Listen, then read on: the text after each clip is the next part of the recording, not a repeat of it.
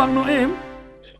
Waalaikumsalam warahmatullahi wabarakatuh. Nah, apa kabar Bang Noem? Ini Hang Heng Hong di jalur Gaza sudah menempuh hari 22 kalau nggak salah atau 23 hari ini. 8.000 orang lebih sudah tewas. Innalillah. Anak-anak lagi sebagian besar dan mak-mak pula lagi. Apa yang Bang Noem lihat? Erdogan mengatakan penjahat perang. Di Australia juga demo ada, di berbagai dunia ada. Nah, bagaimana Bang Noem lihat perkembangan terakhir dari eskalasi yang ada di Gaza? Silakan Bang. Iya, menarik sekali kita melihat di sini bagaimana Hmm. begitu banyak negara yang selama ini teriak-teriak tentang hak asasi manusia dan lain sebagainya. Hmm. Tapi kalau sudah sampai kepada Israel, mereka terpaksa membisu 1000 bahasa. Jadi mereka tidak bisa, tidak kuasa. Selalu dikatakan, oh ini semuanya gara-gara Hamas. Mereka tidak pernah mengatakan pokok persoalannya apa? Bahwa Hamas itu tertindas, bahwa bangsa Palestina yang ada di Gaza itu tertindas. Mereka memisahkan antara Hamas dengan Palestina. Padahal kita mengetahui laporan-laporan mengatakan bagaimana banyaknya orang-orang Palestina di tepi barat yang tidak ada hubungannya dengan Hamas juga telah dianiaya, selalu dizalimi, dibunuh, dipukuli, dibakar, dan umat manusia ya membisu 1000 bahasa karena mereka takut sekali, karena ini barangkali disebabkan oleh rasa bersalah mereka sendiri.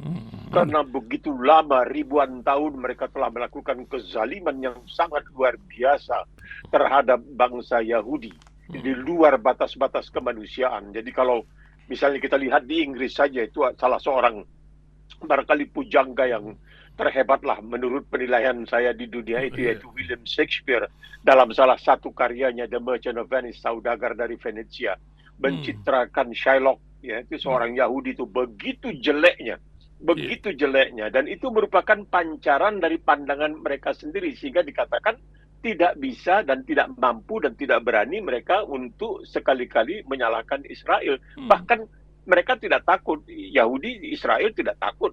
Sekretaris Jenderal PBB saja mereka bentak, orang-orang PBB tidak boleh masuk ke Gaza, mereka tidak kasih visa dan tidak ada yang berani.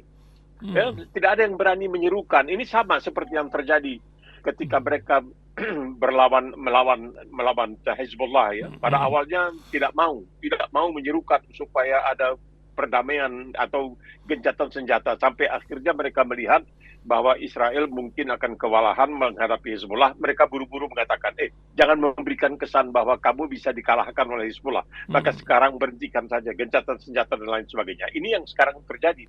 Yang telah tewas di Gaza itu, menurut perkiraan ada dari 8.000 itu 3.000 anak-anak. Ini lebih nilainya tidak sampai seperti kalau ada satu anak di Israel yang tewas. Itu media di dunia sekarang ini banyak tulisan yang mengatakan apa yang terjadi dengan media di dunia ini yang begitu berkoar-koar menggembar-gemborkan hak asasi manusia, kemanusiaan dan lain sebagainya yang adil dan beradab. Tapi kalau sudah sampai kepada persoalan Israel, ya tidak bisa berbuat apa-apa. Mereka tidak berani, tidak bisa, tidak mampu. Ya kalau Presiden Amerika saja langsung datang ke Israel pada waktu itu untuk sowan, padahal katanya itu Benjamin Netanyahu tidak disukai, tapi mereka tidak berani. Kalau sudah sampai kepada Israel, mereka tidak berani. Jadi di sini tidak bisa dikatakan bahwa kebenaran itu harus unggul selamanya. Tidak. Tidak. Ini karena saya yakin ini perasaan bersalah mereka terhadap bangsa Yahudi secara keseluruhan, begitu zalimnya mereka. Dan sekarang coba dibayangkan, itu tawanan-tawanan, kalau boleh dikatakan tawanan atau tahanan-tahanan Palestina di Israel, itu banyak yang sekarang dirajah tangannya pakai nomor macam waktu itu macam Nazi melakukan terhadap orang-orang Yahudi pada waktu itu. Afrika, ya, begitu.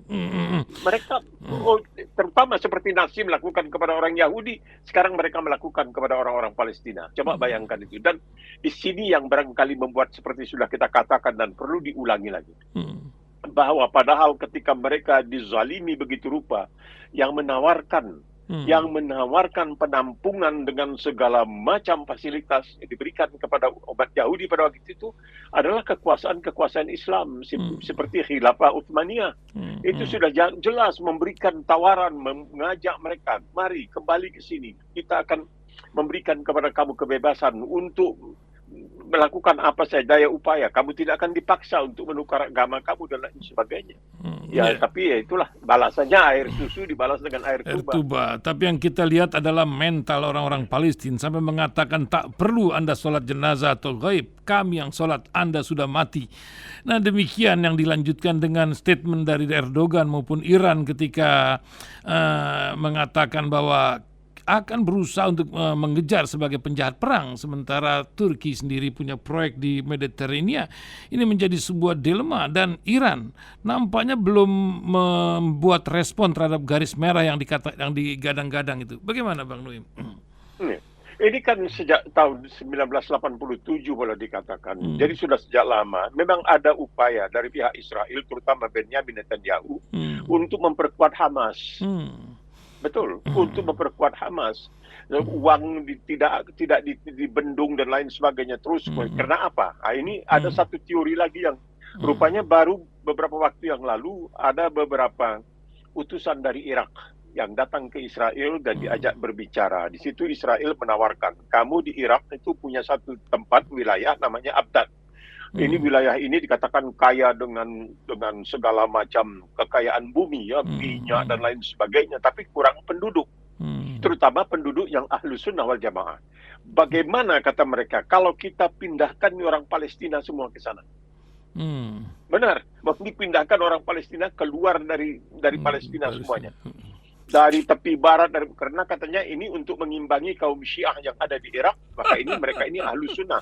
Bagaimana kalau kita pindahkan mereka katanya ke Abdad ini, supaya mereka itu orang Palestina itu dikenal dengan pekerja yang sangat rajin dan sangat kreatif dan lain sebagainya. Jadi mereka bisa melakukan eksploitasi terhadap kekayaan alam ini untuk membuat orang-orang. Jadi ini semacam rempang lah, ini macam rempang ini.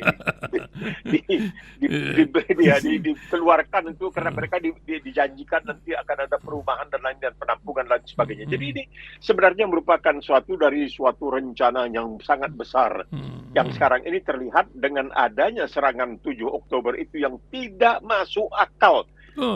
Tidak sama sekali masuk akal. Semua orang mengatakan mana mungkin intelijen Israel Shin Bet itu, intelijen dalam negerinya dan Mossad luar negerinya, mana mungkin mereka bisa dikelabui begitu saja. Mana mungkin setelah orang-orang Hamas ini mendobrak masuk ke bagian utara di Israel itu kan, mereka masuk ke wilayah Israel, mereka melakukan serangan terhadap kibuts, ya, perkampungan Israel berjam-jam, tidak ada perlawanan dari pihak Israel. Tidak masuk di akal orang yang mau berpikir. Jadi seakan-akan semua ini memang sudah diatur, dipancing dan lain sebagainya untuk memberikan kepada Israel dalih supaya bisa memusnahkan suatu pendapat macam begitu. Nah, Bang Nuim, kita lewatkan dulu, nanti kita juga akan bincang dengan relawan yang ada di sana. Nah, balik ke dalam negeri Bang Nuim, ini nampaknya percaturan perpolitikan, mereka menyebutnya dinamika pun tak tanggung-tanggung Bang Nuim, ketika PDIP merasa betul-betul dipermalukan. Dan juga ada tulisan di dalam media Indonesia ini dari Mahkamah Konstitusi, lembaga yang terhormat ini, bahkan beberapa hakim menyatakan ada penumpukan kekuasaan, maksudnya berbagai trias politika itu dipegang oleh satu kuasa, kita pahamlah itu. Dan Hang Hengong ini masih berlangsung sekarang ini, menyongsong pemilu yang tanggal 8 besok ini akan lengkap sudah siapa yang akan tampil dalam kontestasi pemilu mendatang. Bagaimana Bang Dwi melihat peta di ini? Akankah ada oposisi lagi atau macam mana Bang? Saya menulis bahwa kita itu sebenarnya alergi terhadap oposisi. Alergi. Nah, seperti dikatakannya, Joko Widodo sendiri mengatakan, saya Pancasila, saya Indonesia. Begitu mereka itu. Jadi yang begini, masa kamu melawan Pancasila? Nah, ini kan begitu. Masa kamu berani kritik? Saya kan Pancasila, kenapa dikritik? Padahal kalau kita jujur ya, betul-betul jujur, berapa banyak uang yang sudah dihabiskan oleh Orde Baru, oleh Soeharto untuk penataran P4. Ingat, enggak lupa. Penataran P4 itu masuk ke sini, masuk ke Australia, masuk ke Melbourne. Saya tidak pernah ikut dan saya dituduh macam-macam karena bertepatan, asal akan ada penataran di Australia, saya tugas oleh Radio Australia ke luar negeri, ke India, kemana-mana, ke Amerika dan lain sebagainya. Jadi ketika itu saya berbicara dengan almarhum Sarwo Edi yang datang ke sini. Karena waktu itu dia ditunjuk oleh Soeharto untuk menjadi pimpinan BP7. Saya katakan, Pak Jenderal, ini maksudnya apa penataran ini? Oh, untuk memberikan masukan kepada warga Indonesia di luar negeri supaya mereka bisa menjelaskan kepada penduduk di Australia apa itu pembangunan di Indonesia, apa itu Pancasila. Wah, saya bilang, maaf Pak, kami orang Indonesia di sini bergaul dengan orang Indonesia, jadi bahasa Inggris kami ini pletot-pletot. Jadi kalau mau bicara dengan orang Australia harus ditatar dulu bahasa Inggrisnya. Oh begitu. Iya, kalau begitu askar mereka ya begitu. Dan setelah dilakukan, ini terus terang saja kita cerita ya. Waktu itu banyak uang dihamburkan. Itu dibuat di suatu hotel. Banyak yang ikut, saya tanya bagaimana? Alah, katanya, bisa cuci pakaian di hotel. Masa nggak mau ikut, katanya. Ikut dong, kita sudah tinggal di hotel, makan, minum di situ. Entah bagaimana pula, barangkali ada komisi dan lain sebagainya. Itu berlangsung entah berapa waktu lama. Dan itu berlangsung di seluruh Indonesia. Padahal saya mewawancarai beberapa, misalnya ada ilmuwan dari Gajah Mada, Universitas Gajah Mada yang akan dikirim ke Australia untuk memperdalam ilmunya di bidang ilmu pengetahuan, sains. Saya tanya bagaimana? Nggak benar tuh Pak. Kami katanya sebelum berangkat itu ditatar. Jangan sekali-kali memberikan suap dan memberikan ini, tidak boleh dan sebagainya. Itu terlarang di dalam Pancasila. Nah, ketika kami akan berangkat, kami minta supaya diberikan keterangan bahwa kami sudah mengikuti penataran, nggak mau dikasih. Lalu kami katakan, tadi kami waktu penataran diberitahu tidak boleh kasih uang. Ya udah, minta sama yang menatar katanya, kalau begitu. Nah, terpaksalah kami kasih uang juga. Jadi semuanya sia-sia. Semuanya sia-sia. Jadi semuanya hanya untuk show saja. Penataran, berapa banyak, berapa lama penataran. Mohonlah supaya orang-orang ahli di Indonesia itu juga perhitungkan berapa banyak uang yang telah dihabiskan untuk penataran Pancasila. Apa yang terjadi? Kita tahu di kepolisian terjadi korupsi, ada juga anggota TNI yang dari Basarnas itu korupsi. Jadi macam mana penataran ini yang kita lakukan sia-sia semua. Nah, sekarang ini terjadilah persoalan bagaimana nampaknya ini air susu yang diberikan oleh PDIP kepada Jokowi dibalas dengan air tuba. Kan mereka mesti tahu di dalam politik itu tidak ada kesetiaan yang abadi. Yang ada itu adalah kepentingan yang abadi. Ini kan enak saja. Kita lihat presiden-presiden termasuk Soekarno, Habibie, Abdurrahman Wahid, Megawati, bahkan SBY dan lain sebagainya itu tidak sehebat seperti ini KKN-nya. Padahal ketika bangsa Indonesia bergerak untuk menjatuhkan Soeharto dan menciptakan reformasi, di antara dosa-dosa Soeharto itu adalah KKN. Kolusi, korupsi, nepotisme. Ini sekarang terjadi. Nah, bukan kita tidak mau seorang Gibran, tapi maksudnya caranya mestilah dengan cara yang wajar. Yang ini masalahnya di Indonesia untuk mengubah atau amandemen Undang-Undang Dasar itu gampang sekali. Kemana? Mahkamah Keluarga, bukan Mahkamah Konstitusi. Kalau di Australia harus melalui referendum. Tidak semudah itu, karena itu sakral. Masya Allah. Bang Nuim yang sudah sebulan lagi akan genap, berapa ya? 85 ya Bang Nuim ya? Insya Allah. Ya. Awal Desember. Saya ini bicara tentang umur gitu, karena kemarin ke pimpinan MK itu sampai singgung-singgung masalah usia, bahkan dibanding-banding dengan Al-Fatih segala. Itu apa yang Bang Dwi melihat dari narasi-narasi ini? Dan seseorang ini kan masalah kemampuan, apakah usia atau pengalaman dari hidupnya itu sendiri di masa-masa perjalanan di muka bumi ini? Bagaimana Bang Dwi melihat, Bang? Itu tidak menjadi persoalan. Memang orang muda itu seperti saya tulis yang dimuat di salah satu media daring di Indonesia, bahwa di Inggris itu pernah ada Perdana Menteri yang usianya 24 tahun. William Pitt the Younger, namanya William Pitt, P-I-T-T, Pitt, ya. Nah, menariknya dia 3 kali ditawari untuk jadi Perdana Menteri. Dia anggota parlemen, dia nggak mau. Keempat kali dia terima. Dan begitu dia menjadi Perdana Menteri, apa yang dia lakukan? Hutang Inggris yang begitu besar, karena Inggris mengeluarkan banyak biaya untuk melakukan penindasan terhadap revolusi di Amerika, itu dia kurangi. Tarif dia hapuskan. Luar biasa. Memang itu tidak bisa kita pungkiri. Tetapi seperti juga Al-Fatih, ya Sultan Mehmed kedua, dia merebut Konstantinopel dari tangan Byzantium pada usia 21 tahun. Atau kita bicara mengenai Iskandar Agung pada usia yang relatif muda memimpin pasukan Yunani pada waktu itu sehingga mendirikan kota yang sampai sekarang masih ada di Mesir, yaitu Iskandaria, dari nama Iskandar Agung, ya, dan dia sampai ke Herat, sampai ke Afghanistan. Memang dibuktikan, tetapi itu kan sistem kerajaan kita, kan sistem demokrasi yang ada di dalam Undang-Undang Dasar 45. Jadi untuk apa Undang-Undang Dasar yang dikatakan sakral, dikatakan keramat, yang di dalamnya tidak disebutkan Pancasila, ya, cuman sila-silanya disebutkan. Cuman nama Pancasila tidak pernah disebutkan di dalam Undang-Undang Dasar. Jadi untuk apa semua ini ada? Seperti penataran yang kita lakukan di zaman Orde Baru. Berapa banyak uang rakyat, uang negara yang dihabiskan untuk penataran. Jadi kita kadang-kadang melakukan banyak hal yang sia-sia. Soal usia ini, kenapa mesti dimasukkan di dalam Undang-Undang Dasar kalau memang tidak akan ditaati? Kita sudah melakukan banyak amandemen yang sebenarnya oleh sementara orang dikatakan tidak perlu. Tetapi demi kepentingan sesaat dilakukan perubahan-perubahan itu. Saya bicara dengan orang-orang yang ikut membicarakan tentang amandemen ini. Orang-orang yang pernah sekolah di Australia, mendapatkan S3 di Australia. Mereka mengatakan kita juga tidak tahu ini terjadi. Jadi sia-sia sebenarnya. Arang habis besi binasa. Untuk apa? Undang-undang Dasar sakral. Tapi dengan mudahnya bisa diubah begitu rupa, kan memalukan jadinya. Innalillahi wa inna ilaihi rajiun. Di Indonesia juga terjadi persiapan pemilu yang nampaknya lembaga survei itu dan realisasi kumpul-kumpul masyarakat itu terjadi perbedaan.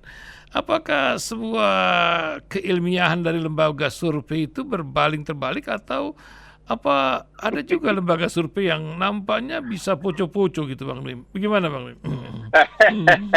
Sedih kita ya, karena banyak orang yang menertawakan lembaga survei kita. Kalau saya bandingkan dengan lembaga survei di Australia itu beda sekali. Beda sekali. Mereka itu seakan-akan memang bisa memperkirakan, karena mereka melakukan survei itu betul-betul dengan cara yang sangat jujur. Jadi bukan karena ada pesanan dan lain sebagainya, karena nanti mereka dipermalukan.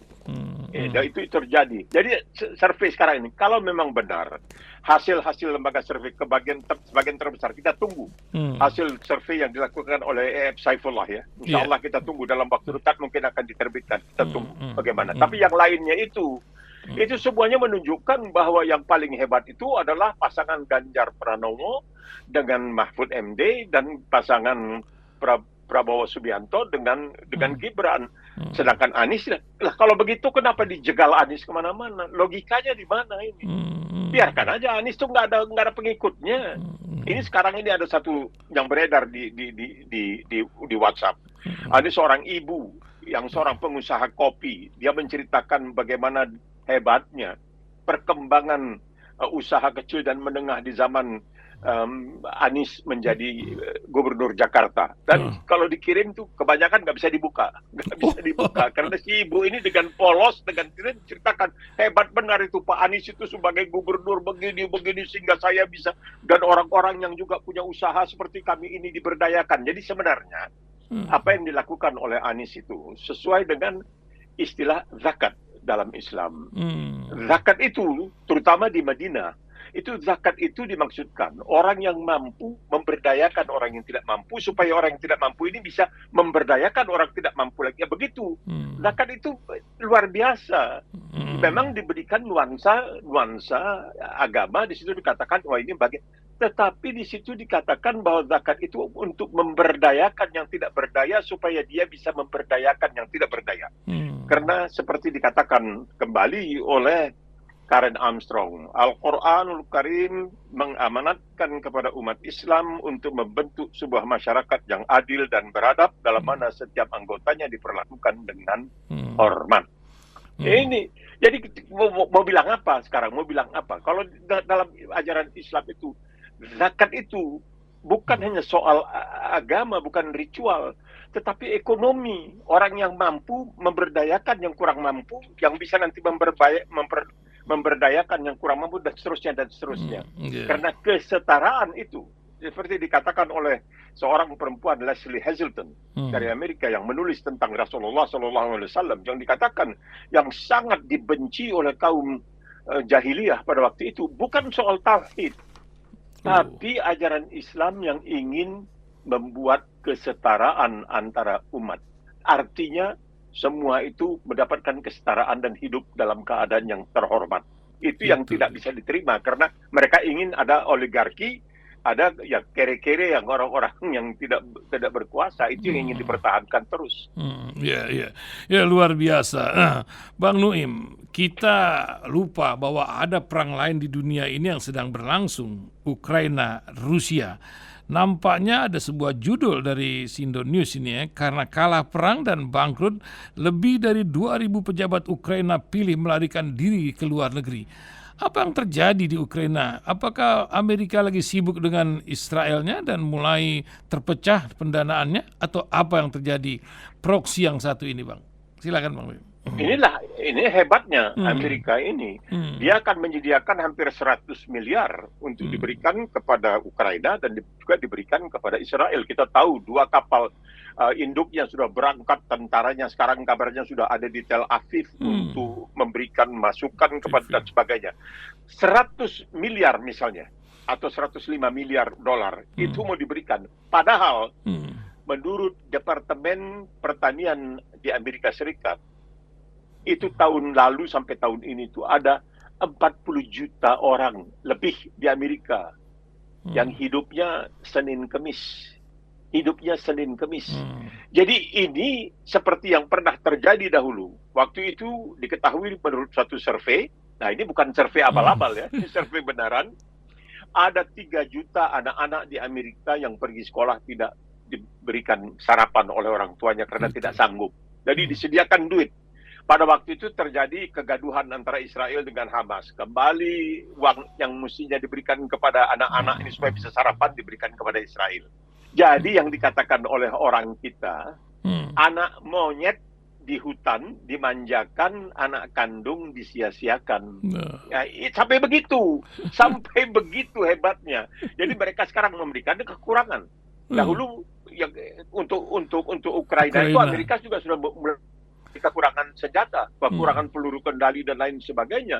Mau diberikan kepada Israel, minta dari Israel, Israel mengatakan, wah kami sedang menghadapi anak-anak ini, bayi-bayi di Hamas, di Gaza. Ditarik lagi senjatanya. Kami perlu, kami perlu nih bom-bom ini untuk menghabisi bayi-bayi itu. Memang mereka bilang ya tidak apa-apa karena yang dibunuh itu, yang dizalimi itu ya kan orang Palestina, jadi nggak apa-apa. Kebetulan Muslim juga, tapi tidak semuanya, ada juga yang non Muslim, tapi ya semuanya Muslim, jadi nggak apa-apa lah. Innalillahi, karena faktor Muslim itu menjadi sebuah pelecehan. Tapi marwah umat Islam, apakah sedemikian hinanya sekarang ini, Bang Nuim? Apakah ada sebuah masa nanti yang akan mengangkat marwah ini?